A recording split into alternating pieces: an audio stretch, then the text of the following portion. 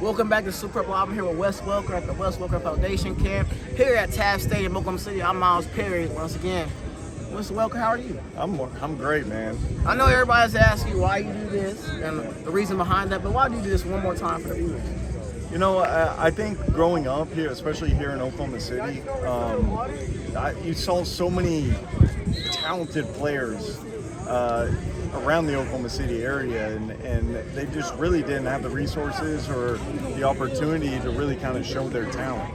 And you know, you kind of see that need, and you see guys kind of falling by the wayside or whatever it is. But you know, going to Heritage Hall, I had every opportunity imaginable to you know, be able to live out my dream. And you know, as far as all the kids in Oklahoma City, I wanted them to have that same opportunity that I had. So putting in weight rooms, any equipment, any stuff that, you know, or resources that these kids need, you know, we want to help out the best we can and just give those kids an opportunity. And what's some of the benefits you've seen from putting in weight rooms and helping out these inner city schools?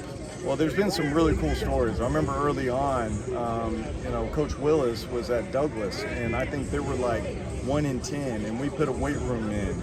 And so all the kids came and trained all summer and everything else. Well, within, I believe it was the next year, they went to the state championship game.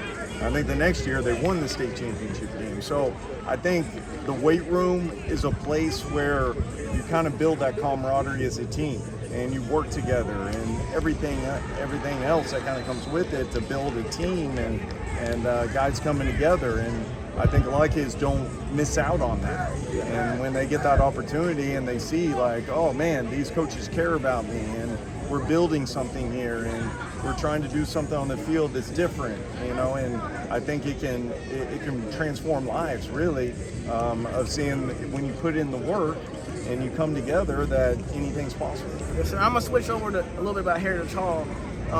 Talking about coming out of Heritage Hall and you had all these opportunities. How does it feel to see Heritage Hall become a football school, but now really in the last decade become a sports school in general, winning state championships in almost every sport?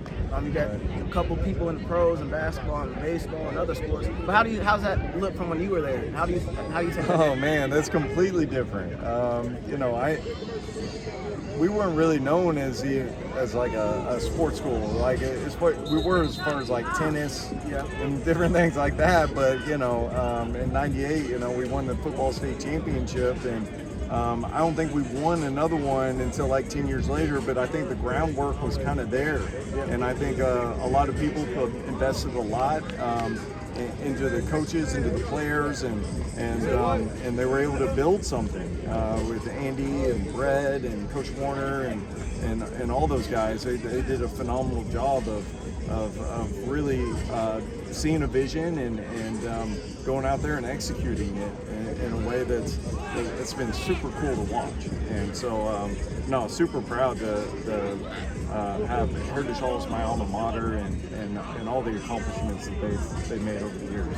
I'm going to switch it over to coaching because you are a coach now, the next chapter of your football phase. And you've coached for a few teams with the Commanders right now, as we talked about earlier. What's some goals you have for yourself in coaching? I know you have goals for yourself, your life, and football, but what's some goals you have for yourself in coaching? You know, I mean, obviously there are long-term goals. I mean, I think my main goal when I wake up every day is to be present, man, and to give everything I have for that day. And I want to continue to work out of the same way that I was as a player, and knowing that every day matters.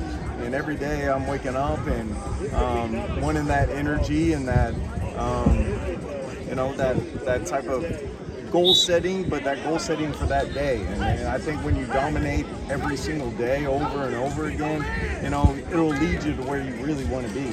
And, you know, whatever purpose that is that God has for me, then shoot, I'm going to roll with it. But I think every day just being present and consistently putting my best foot forward every time I'm stepping out there. Well, Wes, I want to thank you for coming on Super Live, and I wish nothing best for you and your foundation, and thank you for coming on. All right, thank you, Miles. Thank you. And thank you for tuning in to Super Live.